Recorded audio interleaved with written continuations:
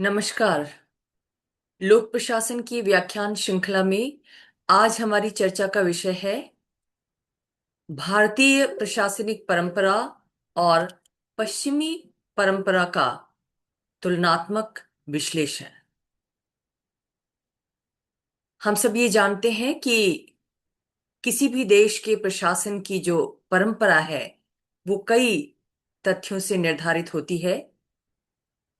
मसलन उसका इतिहास कैसा रहा है और प्रशासन के जो कार्मिक हैं उनका व्यवहार कैसा रहा है, साथ ही आम जनता के प्रति उनकी जवाबदेही कैसी रही है।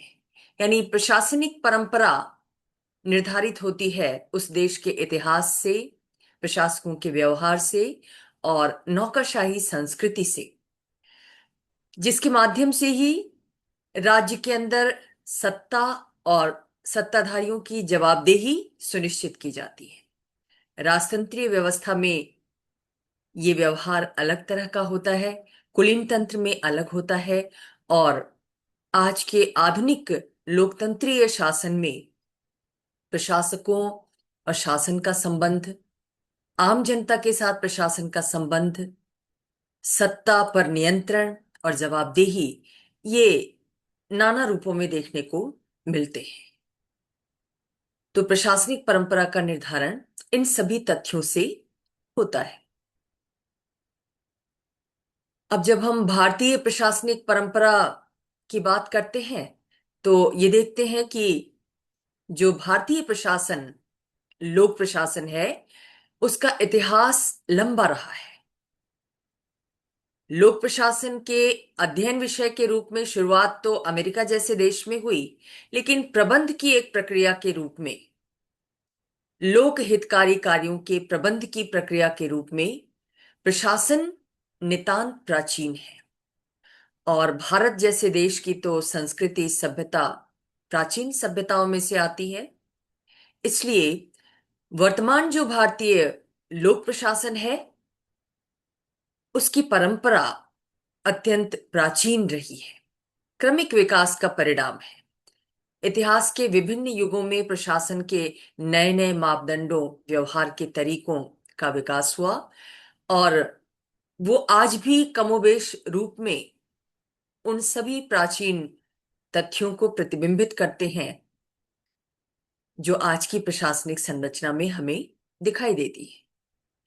जब हम भारतीय प्रशासन के इतिहास की बात करते हैं तो हमारी नजर सबसे पहले प्राचीन प्रशासनिक व्यवस्था पर जाती है। उसके बाद हम मध्य युग में प्रवेश करते हैं।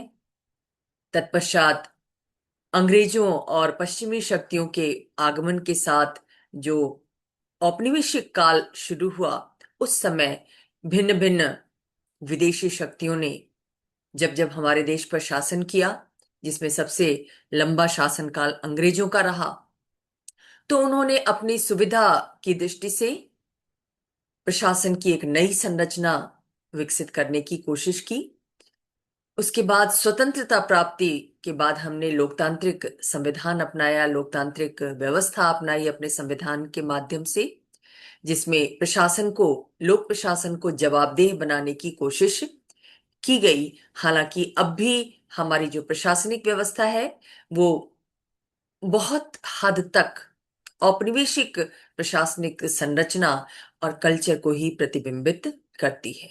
हालांकि मध्य युग के अवशेष भी दिखाई देते हैं, प्राचीन व्यवस्था की बातें भी आज के लोक प्रशासन में दिखाई देती हैं। अब अगर प्राचीन भारत के इतिहास पर नजर डालें, वहां के लोक प्रशासन की बात करें, तो हम ये देखते हैं कि प्राचीन भारतीय प्रशासन की व्यवस्था के बारे में बहुत सारे पुरातात्विक अवशेषों से परिचय मिलता है।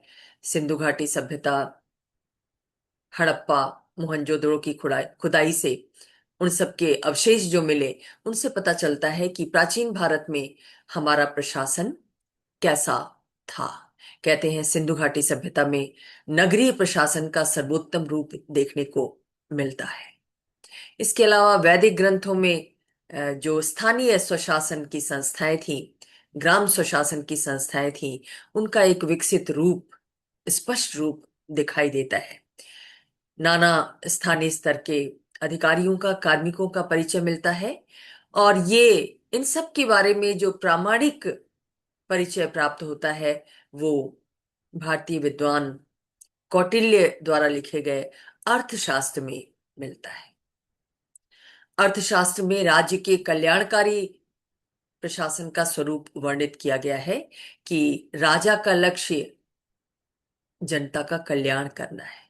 तो इस युग में, यानी प्राचीन युग में, प्रशासन राजतंत्रीय व्यवस्था द्वारा निर्धारित होता था। यानी प्रशासन का केंद्रीयकृत स्वरूप देखने को मिलता है।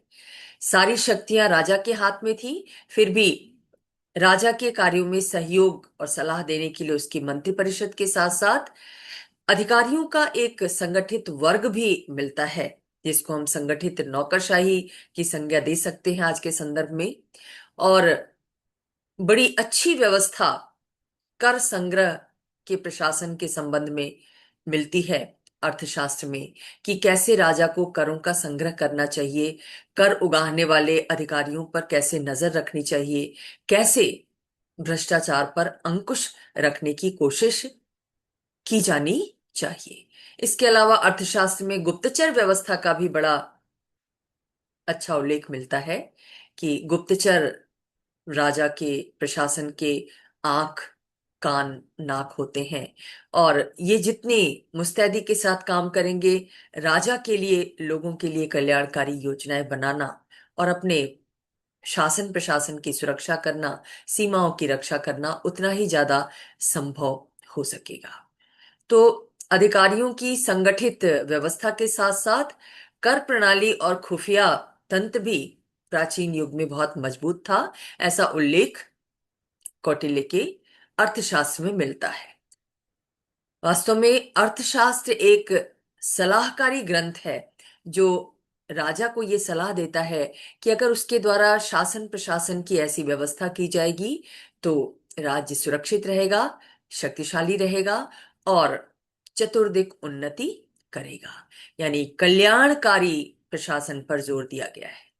कौटिल्य के अर्थशास्त्र की एक बड़ी विशेषता है कि प्रशासन का स्वरूप, हम आजकल ये कहते हैं कि 20वीं शताब्दी में लोक कल्याणकारी राज्य की धारणा दुनिया के सामने आई, लेकिन अर्थशास्त्र पर यदि हम नजर डालें तो सदशासन की दृष्टि से और लोक कल्याण की दृष्टि से ईसा से चौथी शताब्दी पूर्व ही भारत में कल्याणकारी प्रशासन का स्वरूप हमें दिखाई देता है। जब कौटिल्य ये कहते हैं कि प्रजा सुखे सुखम राज्ञ प्रजा नाम च हिते हितम नात्म हितम प्रियम राज्ञ प्रजा नाम तो प्रियम हितम।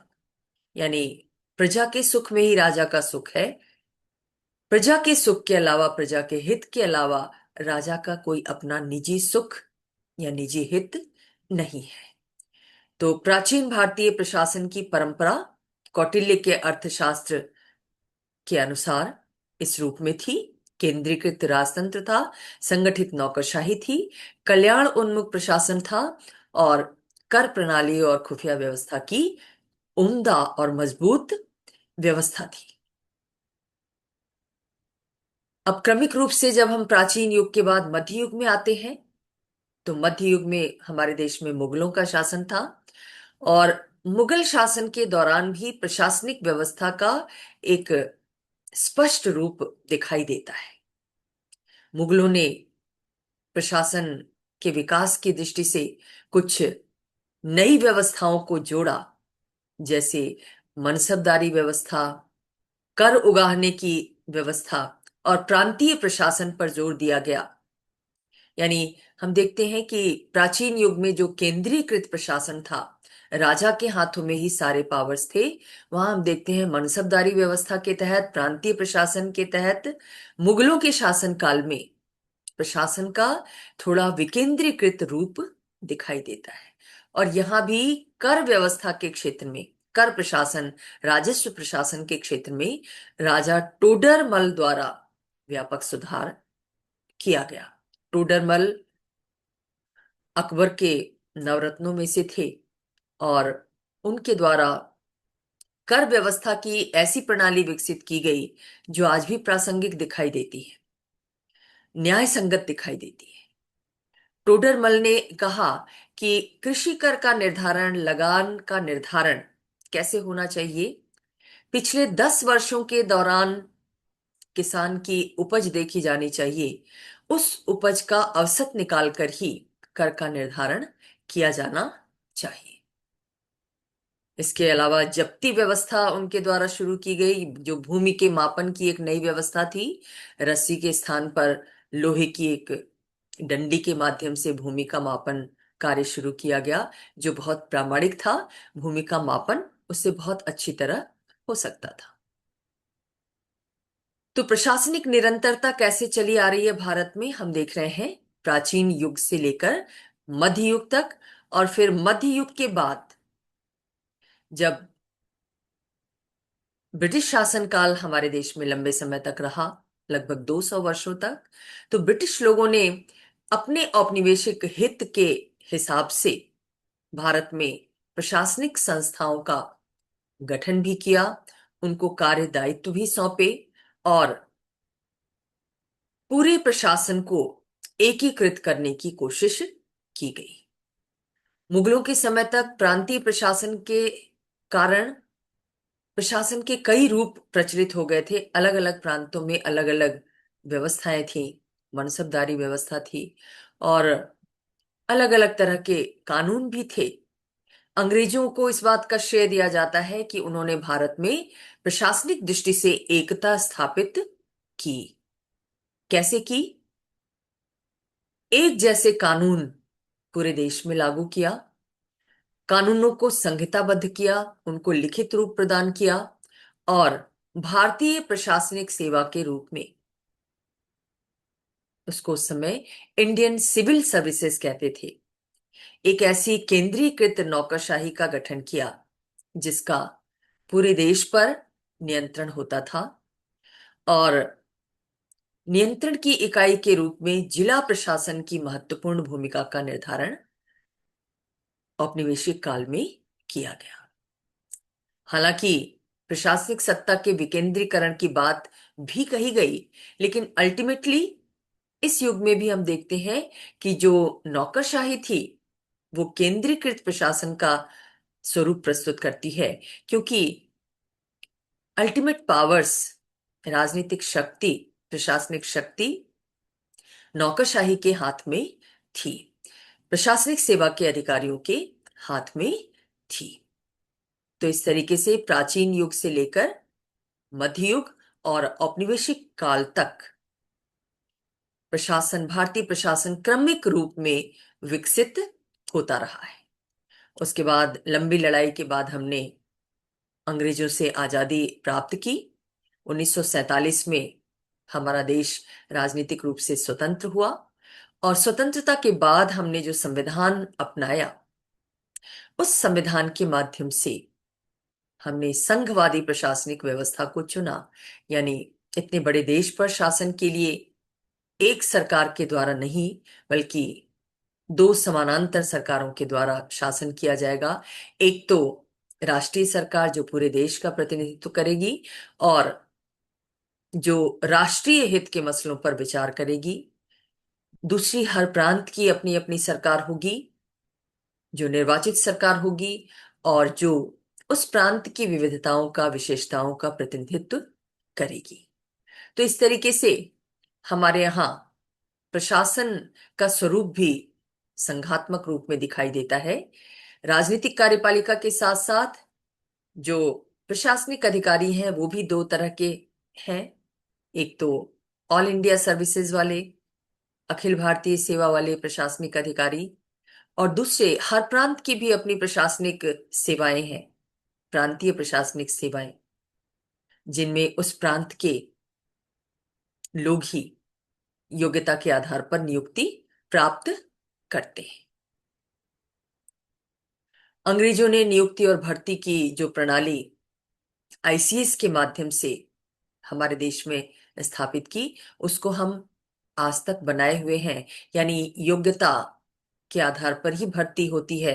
हमारे देश में लोक सेवकों की संघ लोक सेवा आयोग और राज्य लोक सेवा आयोगों के माध्यम से उनकी नियुक्ति के बाद उनके प्रशिक्षण की व्यवस्था की जाती है। पदोन्नति के निश्चित नियम है, सेवा की शर्तें हैं, आचार संहिताएं हैं। ये सब अंग्रेजों के समय से चली आ रही हैं, जिनको हमने आज तक बनाए रखा है, उनकी उपयोगिता को समझते हुए। कहने का मतलब यह है कि जो मौजूदा भारतीय प्रशासन है वो अधिकांश रूप में आज भी औपनिवेशिक शासन को प्रतिबिंबित करता है। यानी अंग्रेजों ने जो प्रशासनिक संरचना और व्यवस्था स्थापित की थी, कानूनी व्यवस्था स्थापित की थी, नौकरशाही तंत्र स्थापित किया था, वो आज भी एक बड़ी मात्रा में बनी हुई है। हालांकि हालिया वर्षों में प्रशासनिक सुधारों के माध्यम से, कानूनों में परिवर्तन के माध्यम से उसको प्रासंगिक बनाने का प्रयास किया जा रहा है, लेकिन जो संगठनात्मक ढांचा है वो अब भी औपनिवेशिक शासन की तरह ही चला आ रहा है। स्वतंत्र भारत में हमारा सबसे बड़ा लक्ष्य देश का विकास करना था। इसलिए इस समय हमारे यहाँ जो लोक प्रशासन है वो विकास प्रशासन कहलाता है। यानी हमारे प्रशासन का मुख्य जोर किस पर रहता है? विकासात्मक कार्यों पर रहता है। विकास प्रशासन दो तरह के विकास को प्रतिबिंबित करता है। एक तो विकास कार्यों का प्रशासन, जनता के लिए विभिन्न क्षेत्रों में कौन सी विकासात्मक गतिविधियां की जाए, शिक्षा के क्षेत्र में, स्वास्थ्य की दृष्टि से, कृषि, उद्योग, जितने भी क्षेत्र हैं उन सब में विकास लाया जाए, टेक्नोलॉजिकल डेवलपमेंट किया जाए। और दूसरा, विकास प्रशासन का दूसरा पहलू यह है कि हमारे जो प्रशासक हैं उनकी मनोवृत्ति में भी विकास किया जाए। क्योंकि आज हम औपनिवेशिक युग में नहीं है, लेकिन कई बार ये कहते हैं कि प्रशासकों का जो मन है, उनके व्यवहार का जो तरीका है, वो अभी भी औपनिवेशिक संस्कृति से प्रेरित है। यानी अब भी जनता के साथ वो अपनी दूरी को अपना मान समझते हैं। एक अहम भाव शक्ति और सत्ता को लेकर है उनके मन में, जो अंग्रेजों की मानसिकता को प्रतिबिंबित करता है। अंग्रेज तो दूसरे देश के लोग थे, लेकिन हमारा प्रशासन तो अपने ही लोगों पर शासन करता है। तो ऐसी स्थिति में प्रशासकों में ये जो मानसिकता चली आ रही है, औपनिवेशिक मानसिकता, औपनिवेशिक संस्कृति, उसको दूर करने की जरूरत है। वो भी विकास प्रशासन का एक अंग है। विकासात्मक कार्य तो हो ही, साथ ही प्रशासन का भी विकास है, हो, प्रशासनिक कार्मिकों का भी विकास हो, उनकी मानसिकता का भी विकास हो, और वो अपने आप को जनता के सेवक के रूप में ही समझे, जनता के प्रति अपनी जवाबदेही समझे, ये समझे कि उन्हें जनता की सेवा के लिए नियुक्त किया गया है। एक पेशेवर अंदाज उनके अंदर भी आना चाहिए। तो स्वतंत्रता के बाद का भारतीय प्रशासन कैसा है? विकास प्रशासन है। इसके साथ साथ कल्याण उन्मुखता, जो प्राचीन भारतीय प्रशासन की विशेषता थी, वो स्वतंत्र भारत के प्रशासन में भी, आज के प्रशासन में भी हमें दिखाई देती है। कई सौ वर्षों की गुलामी के बाद और विविधता युक्त समाज में हर वर्ग की अपेक्षाएं होती है शासन और प्रशासन से। इसलिए प्रशासन को भी उनका ध्यान रखना पड़ता है, या रखना चाहिए, कि विभिन्न वर्गों का कल्याण हो सुनिश्चित। और चूंकि जनतंत्रीय व्यवस्था में भारतीय प्रशासन कार्य कर रहा है, वर्तमान समय में संसदीय व्यवस्था लागू है, इसलिए संसदीय जवाबदेही भी भारतीय प्रशासन की विशेषता है।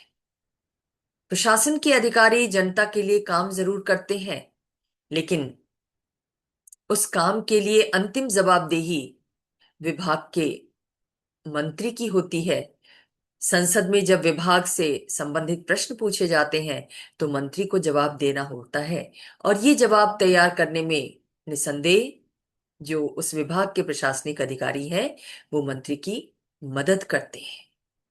मंत्री इसलिए जवाबदेह होता है क्योंकि वो जनता द्वारा सीधे तौर पर चुना गया होता है।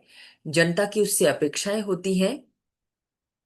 ऐसी स्थिति में संसद, जहां जनता के अन्य प्रतिनिधि बैठते हैं, वो जब प्रश्न पूछते हैं जनता की तरफ से, तो मंत्रियों को उनका जवाब देना होता है। तो संसदीय जवाबदेही के तहत भारतीय प्रशासन कार्य करता है। तो इस तरीके से अगर हम संक्षेप में देखें तो भारतीय प्रशासनिक परंपरा की विशेषता क्या है? एक प्रशासनिक निरंतरता इसमें पाई जाती है। प्राचीन युग से लेकर मध्य युग, औपनिवेशिक युग और स्वतंत्रता के बाद का समय, एक कंसिस्टेंसी बनी हुई है। हर युग में प्रशासन के कुछ नए मुद्दे जुड़े, कुछ नए सुधार जुड़े, कुछ नई व्यवस्थाएं आई, लेकिन प्रशासनिक निरंतरता भंग नहीं हुई। आज के भारतीय प्रशासन में भी हम प्राचीन कालीन प्रशासन के स्वरूप का दर्शन करते हैं।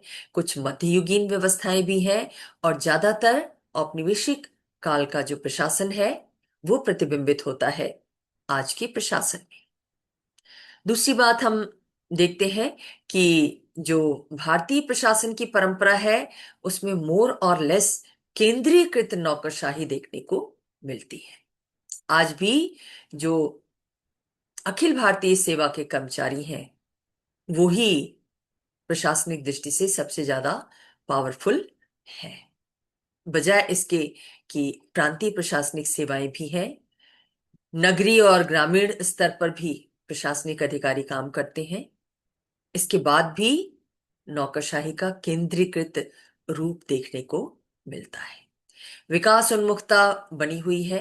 भारतीय प्रशासन की विशेषता रही है प्राचीन युग से लेकर अब तक विकास के मुद्दे पर जोर दिया गया है। अंग्रेजी शासन काल में भी यद्यपि उसका उद्देश्य ज्यादा से ज्यादा कर उगाही करके ब्रिटिश राष्ट्र को समृद्ध बनाना था, लेकिन फिर भी जनता के लिए विकासात्मक कार्यों को भी उसके द्वारा उठाया जाता था और उस पर कार्य किया जाता था। जितनी भी आधारभूत संरचनाएं डेवलप हुई आधुनिक भारत में वो अंग्रेजों के समय की ही हैं, जिनको आगे भी विकसित किया गया। भारतीय प्रशासनिक परंपरा की एक विशेषता ये भी है कि यहाँ पर हम राजनीति और प्रशासन के बीच एक अंतःक्रिया देखते हैं। पश्चिम में ये अंतःक्रिया नहीं मिलती। राजनीति और प्रशासन को अलग अलग माना जाता है। प्रशासकों की तटस्थता पर, राजनीतिक तटस्थता पर जोर दिया जाता है कि उन्हें राजनीतिक क्रियाकलापों में संलग्न नहीं होना चाहिए।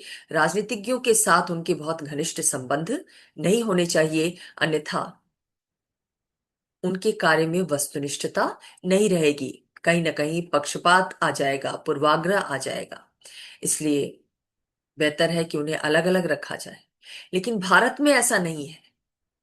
भारत में क्या समझा जाता है कि राजनीतिज्ञ और प्रशासक दोनों एक ही लक्ष्य के लिए कार्य करते हैं, और वो लक्ष्य है जनता के हित के लिए, जनता के विकास के लिए कार्य। बेशक राजनीतिज्ञ नीति निर्धारित करते हैं, लेकिन उस नीति का क्रियान्वयन प्रशासन के द्वारा किया जाता है। नीति तब तक सार्थक नहीं होगी जब तक सही तरीके से उसका क्रियान्वयन ना किया जाए, और ये क्रियान्वयन का कार्य प्रशासकों के द्वारा किया जाता है। इसलिए हमारे देश में राजनीति और प्रशासन के बीच अंतःक्रिया चलती रहती है, बातचीत चलती रहती है, दोनों मिलकर कार्य करते हैं। पश्चिम की तरह ये भिन्न भिन्न नहीं है। और लास्टली, जब हम भारतीय प्रशासनिक परंपरा की विशेषताओं की बात करते हैं तो हम ये भी देखते हैं कि आधुनिक समय में जो भारतीय प्रशासन है, लोक प्रशासन है, वो विभिन्न जो विभिन्नताएं हमारे देश में है, सांस्कृतिक भिन्नताएं हैं, भाषा संबंधी भिन्नता है, संस्कृति संबंधी भिन्नता है, धर्म संबंधी भिन्नता है, उन विभिन्न भिन्नताओं का समुचित प्रबंधन कैसे किया जाए, ये लोक प्रशासन के लिए एक चुनौती भी है, और उसके लिए श्रेय का विषय भी है कि वो इन विभिन्नताओं का सफलतापूर्वक प्रबंधन करने में सक्षम होता है। क्योंकि सभी विभिन्नताओं के लोग शासन और प्रशासन में अपने प्रतिनिधित्व की मांग करते हैं, अपनी पृथक पहचान चाहते हैं, और इसीलिए कई बार संघर्ष की स्थिति भी उत्पन्न हो जाती है।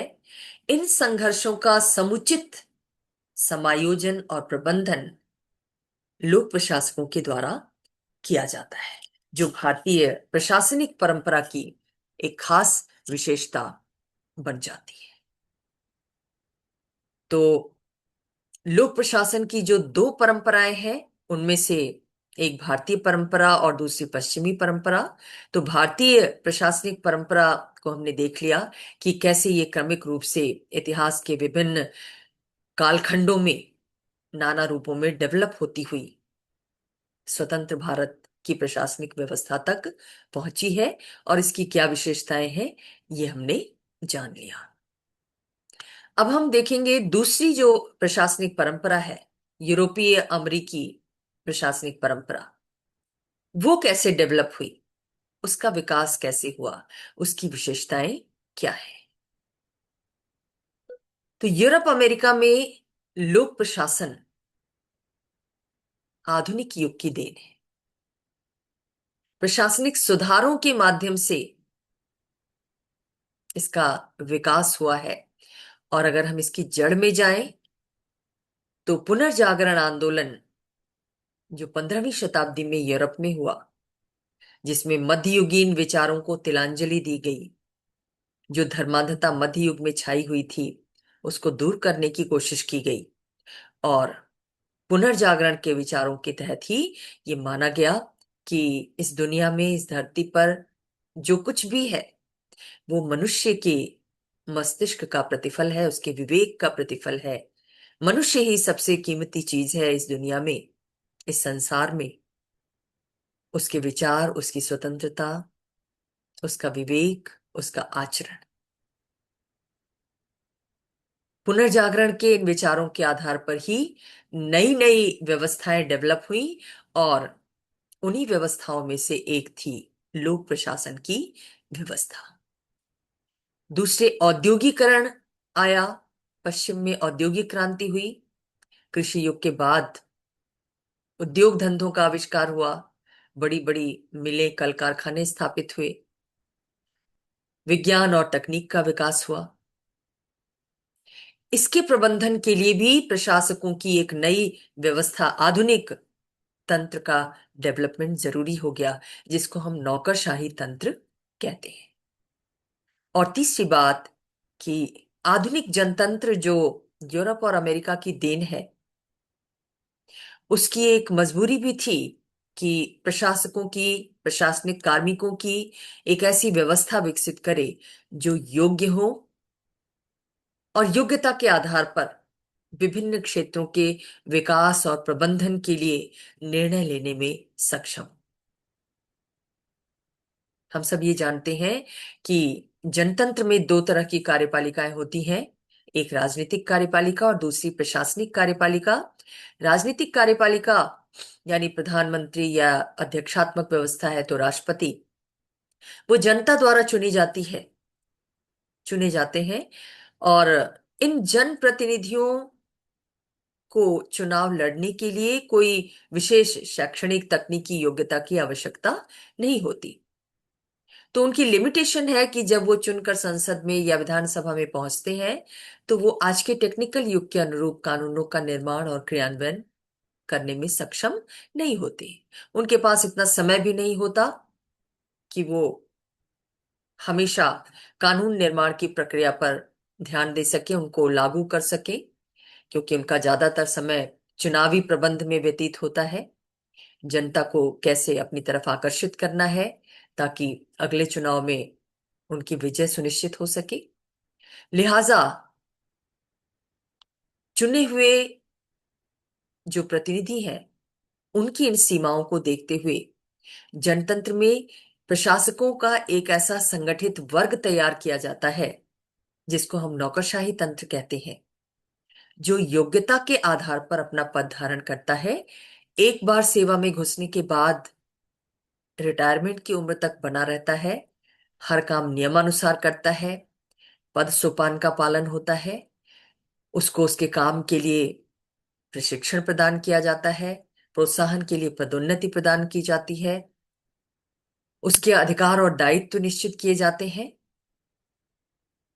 और जनता की सेवा के लिए उसे नियुक्ति प्रदान की जाती है, जिसके बारे में ये समझा जाता है कि उसमें इतनी योग्यता है, क्षमता है कि वो सभी कानूनों का निर्माण करने में सक्षम है, उनके क्रियान्वयन में सक्षम है। तो ये जनतांत्रिक व्यवस्था जब यूरोप अमेरिका में डेवलप हुई, उसके साथ प्रशासनिक तंत्र का विकास करना उनकी व्यवस्था भी बन गई।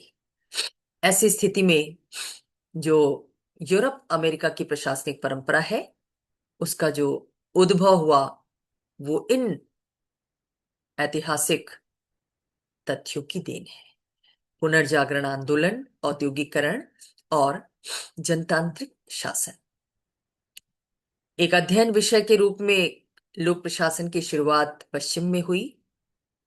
19वीं शताब्दी में वुड्रो विल्सन के लेख द स्टडी ऑफ एडमिनिस्ट्रेशन के माध्यम से।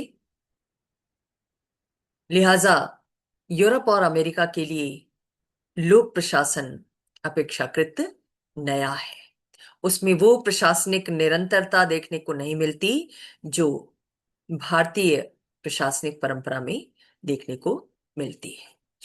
अब जब हम पश्चिम के प्रशासनिक परंपरा की विशेषताओं को देखते हैं, तो हम ये पाते हैं कि यहां पर राजनीति और प्रशासन में एक द्वैत भाव पाया जाता है, अलगाव का भाव पाया जाता है। ये माना जाता है कि राजनीति और प्रशासन दो अलग अलग क्रियाएं हैं, दो अलग अलग विज्ञान के रूप में इनका विकास किया जाना चाहिए। प्रशासन के कार्य करने का तरीका अलग है, राजनीतिज्ञों के कार्य करने का तरीका अलग है। राजनीतिज्ञ नीति निर्धारित करते हैं और प्रशासक उन्हें क्रियान्वित करते हैं। दोनों प्रक्रियाओं में, दोनों के कार्य व्यवहार में, दोनों की कार्य संस्कृति में बहुत अंतर है। एक चुनाव लड़ने की दृष्टि से, चुनाव में विजय पाने की दृष्टि से कार्य करता है, तो दूसरा जनता के सेवा भाव को ध्यान में रखते हुए, जन सेवक कहलाते हैं प्रशासक, उसको ध्यान में रखते हुए कानूनों को क्रियान्वित करता है। वास्तव में अमेरिका में लोक प्रशासन विषय की शुरुआत ही इसी आधार पर हुई कि राजनीति विज्ञान से अलग प्रशासन का एक अलग विज्ञान होना चाहिए, क्योंकि प्रशासन के कार्य करने का तरीका अलग है। तो प्रशासन के अलग सिद्धांत विकसित किए जाने चाहिए और उन सिद्धांतों के आधार पर ये एक अलग विषय के रूप में विकसित किया जाना चाहिए। तो इस तरीके से जो पश्चिम की प्रशासनिक परंपरा है, उसमें हम राजनीति और प्रशासन में एक द्वैध भाव देखते हैं, एक पृथक्करण देखते हैं, एक अलगाव देखते हैं।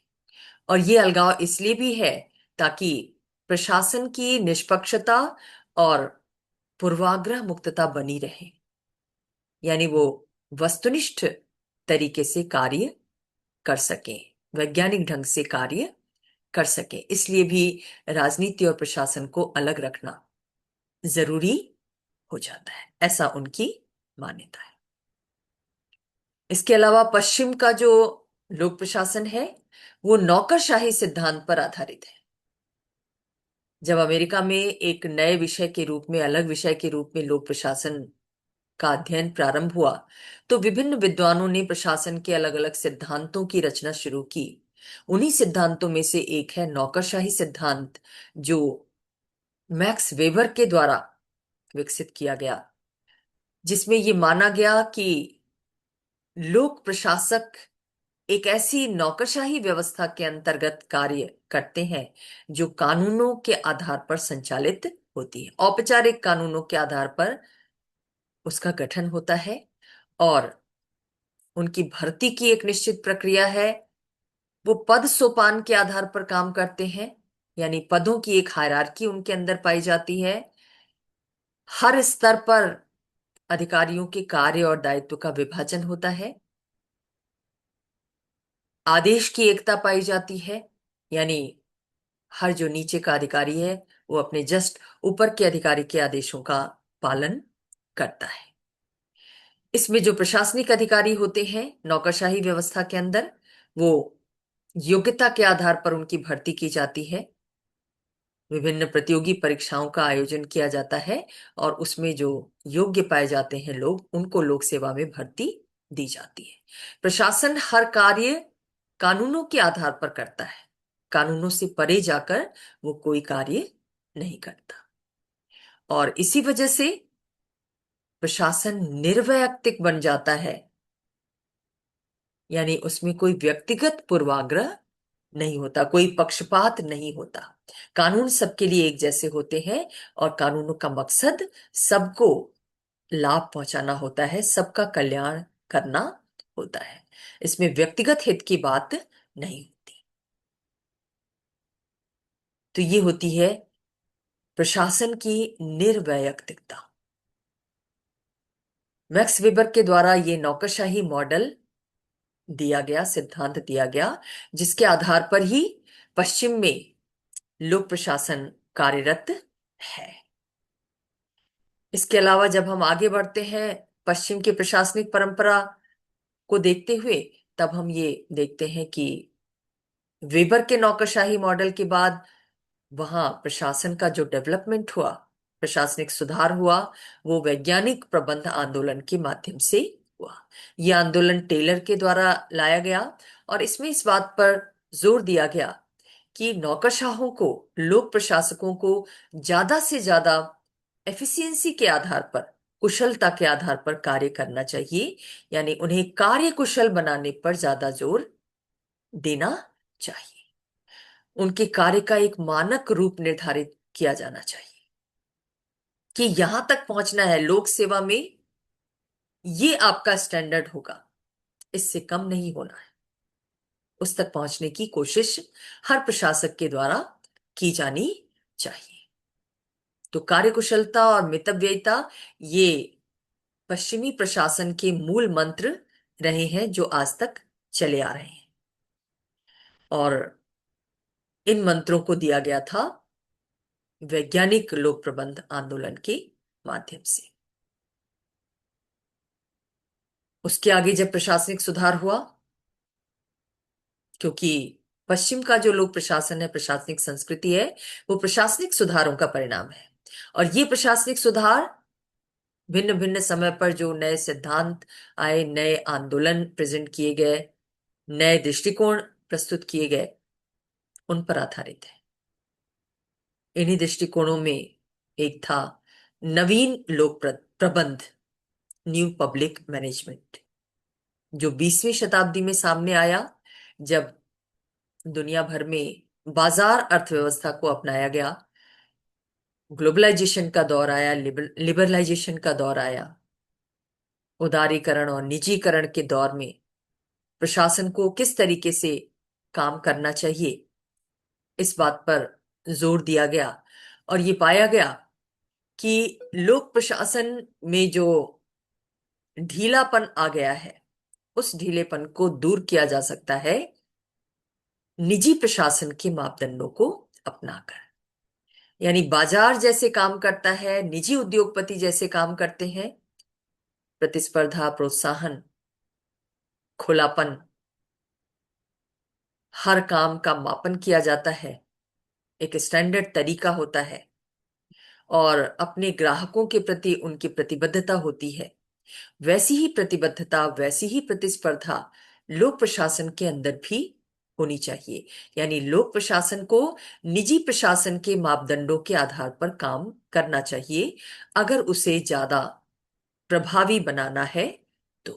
तो नवीन लोक प्रबंध में इस बात पर जोर दिया गया कि प्रशासन को निजी प्रशासन के समान प्रतिस्पर्धी, बाजार उन्मुख, नागरिक उन्मुख और पारदर्शी बनाया जाना चाहिए। तो ये हमने देखा कि पृथक पृथक रूप से भारतीय प्रशासनिक संस्कृति का विकास किन रूपों में हुआ, समय समय पर उसकी कौन सी विशेषताएं सामने आई, और पश्चिमी प्रशासनिक संस्कृति की कौन सी विशेषताएं हैं, उसका डेवलपमेंट किन प्रशासनिक सुधारों के माध्यम से हुआ। अब जब हम इन दोनों की तुलना करते हैं, इन दोनों प्रशासनिक परंपराओं की, तो मोटे तौर पर हम ये कह सकते हैं संक्षेप में कि जो भारतीय प्रशासनिक परंपरा है वो विकास उन्मुख है। शुरू से लेकर अब तक विकास पर इसका जोर रहा है, ना कि कार्यकुशलता पर।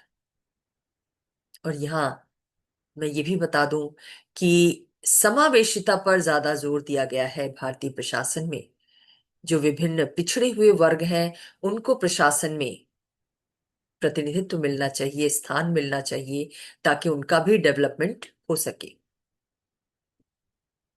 और इसी के लिए सकारात्मक कार्यवाही अपनाई गई, आरक्षण की व्यवस्था अपनाई गई। दूसरी विशेषता जो भारतीय प्रशासनिक परंपरा की है वो है प्रशासनिक निरंतरता की। हम देख चुके हैं कि कैसे भारतीय प्रशासन प्राचीन युग से लेकर आज तक डेवलप होता रहा है, और अभी भी इसका डेवलपमेंट जारी है। हर युग की बातें नए युग में शामिल होती रही हैं। हर युग के प्रशासन की विशेषताएं नए दौर में भी स्वीकार की जाती रही हैं। आज हम देख रहे हैं कि कैसे इंडियन नॉलेज सिस्टम के आधार पर वर्तमान भारतीय प्रशासन को डेवलप करने की कोशिश की जा रही है। मध्ययुगीन प्रशासन की विशेषताएं भी चली आ रही हैं। तमाम पद, तमाम प्रशासनिक शब्दावलियां, व्यवस्थाएं अभी भी बनी हुई हैं मध्ययुग की। और अंग्रेजों के समय की जो प्रशासनिक संरचना थी वो भी आज रिफ्लेक्ट होती है। इसके उल्टा यूरोपीय अमेरिकी परंपरा में हम देखते हैं कि विकास उन्मुखता के बजाय कार्यकुशलता पर ज्यादा जोर दिया जाता है। पेशेवर नौकरशाही हमें वहां देखने को मिलती है, जो अपनी योग्यता और विशेषज्ञता पर ज्यादा से ज्यादा जोर देती है, उसके डेवलपमेंट पर ज्यादा जोर देती है। और प्रबंधकीय सुधार इसके लिए समय समय पर किए जाते हैं कि कैसे प्रशासकों की मनोवृत्ति में परिवर्तन लाया जाए, कैसे उनको अपनी जन सेवा के कार्य में ज्यादा परिपक्व, ज्यादा विशेषज्ञ बनाया जाए, क्या प्रशिक्षण उन्हें प्रदान किया जाए, कौन से मैनेजरियल रिफॉर्म्स किए जाए जिससे वो अपने कार्यकुशलता और मितव्ययिता के लक्ष्य पर कायम रहें, उसमें और ज्यादा डेवलपमेंट कर सकें। निष्कर्ष स्वरूप हम ये कह सकते हैं कि दोनों ही परंपराएं भिन्न भिन्न ऐतिहासिक परिप्रेक्ष्य में डेवलप हुई, और वो उसी ऐतिहासिक परिप्रेक्ष्य को आज भी प्रतिबिंबित करती हैं, रिफ्लेक्ट करती हैं। उसमें वो विशेषताएं दिखाई देती हैं जो इतिहास के विभिन्न युगों में मौजूद रही हैं। पश्चिम में भी समय समय पर जो विभिन्न युगों में प्रशासनिक सुधार किए गए, प्रशासनिक आंदोलन हुए, उनमें जो कुछ विशेषताएं सामने आई, उनको अपनाया गया, वो उनको रिफ्लेक्ट करती हैं। और भारतीय प्रशासन अपने विभिन्न युगों की परंपराओं को पृथक रूप से रिफ्लेक्ट करता है। लेकिन समसामयिक दौर में जब हम सद शासन की बात करते हैं, पारदर्शी शासन की बात करते हैं, मानवाधिकारों की बात करते हैं, जनोन्मुख प्रशासन की बात करते हैं, जनता के प्रति जवाबदेही की बात करते हैं, तो हम ये देखते हैं कि दोनों ही स्थानों के प्रशासन एक जैसे लक्ष्यों की तरफ ही आगे बढ़ रहे हैं। यानी दोनों प्रशासनिक परंपराओं में विकासात्मक लक्ष्यों और प्रबंधकीय कुशलता दोनों पर जोर दिया जा रहा है। प्रबंधकीय कुशलता पश्चिम की विशेषता रही है, लेकिन हम देखते हैं कि तमाम वैश्विक कारणों से चुनौतियां मिल रही हैं पश्चिम के प्रशासन को, लिहाजा वो भी विकासात्मक पक्ष पर जोर दे रहा है। हम सब ये जानते हैं कि पश्चिम में दुनिया में विचारधारा की लड़ाई रही है, पश्चिम में पूंजीवादी जनतंत्र रहा है और पूर्वी यूरोप के देशों में समाजवादी लोकतंत्र अपनाया गया। समाजवादी लोकतंत्र से चुनौती मिलने पर कि पूंजीवादी लोकतंत्र में शोषण ज्यादा होता है, मुट्ठी भर लोगों के पास ही संपत्ति होती है और संपत्ति शोषण का साधन बनती है। तो पूंजीवादी व्यवस्था शोषणकारी है, जिसमें मजदूरों का भला नहीं होता, उनका शोषण होता है।